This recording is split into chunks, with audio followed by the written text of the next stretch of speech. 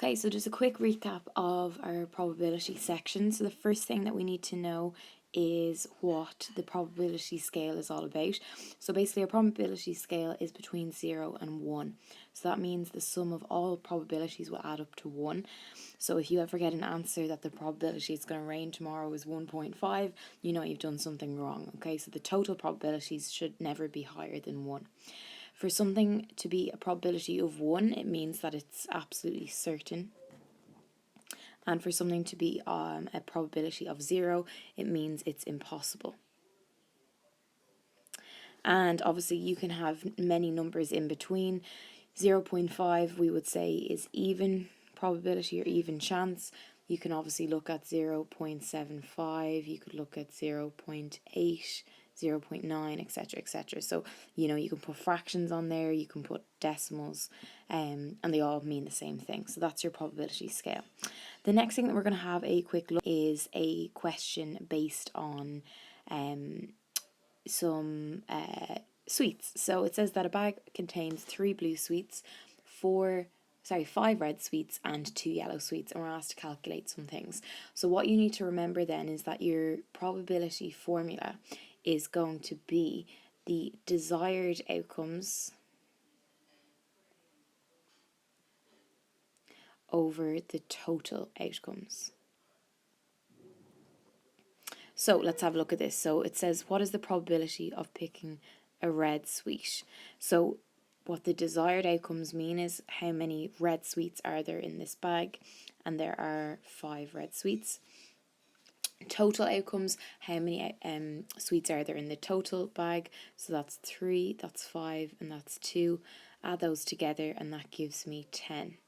So therefore there's 5 out of 10 chance that I'm going to get a red sweet, and I can reduce that to half. The next question asks you, what's the probability of it not being red? Okay, there's 2 different ways we can do this, but one shortcut was that you take away the probability of it happening from 1, because we know the probability adds up to 1 in total. So 1 minus the probability of it being red, so therefore it's going to be 1 minus a half, and that's going to give me a half. So the probability of it not being red is a half as well. And finally, part C, the probability of it being yellow or red. Now, for yellow or red, that means that I don't care which one it is once it's one of them. So the desired outcomes is going to be yellow plus red, so that's going to be 2 plus 5.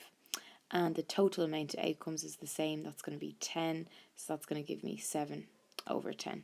You can leave it like that. Some students like to write it down as a decimal, 0.7, but either one is absolutely fine. Okay guys, so if you can have a quick go at this question for me. So there's 15 counters in a bag, 4 black counters, 5 white counters, 3 red counters and 3 blue counters. Have a go at the question to work out the probabilities. Pause the video and then you can check in to see if you got the correct answers. Okay, so the first one then, really simple, to find the probability of picking a white counter.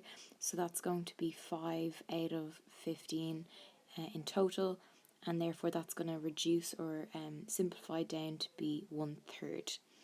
Part B then is asking me for the probability of picking a blue counter. So there are, how many blue counters? 3 blue counters out of a total of 15, and that's going to break down to be 1/5. Part C is asking the probability of not picking a white counter. So as I said to you before, that's the same as 1 minus the probability of picking a white counter. So that's going to give me 1 minus 1/3, which will give me 2/3. And I'll do D over here. The probability of red or black. So that's saying that we're not picky, we don't mind which one comes up. So we just need to add together red and black. So that's going to be 3 red counters plus 4 black counters over a total of 15, and that's going to give me 7 out of 15.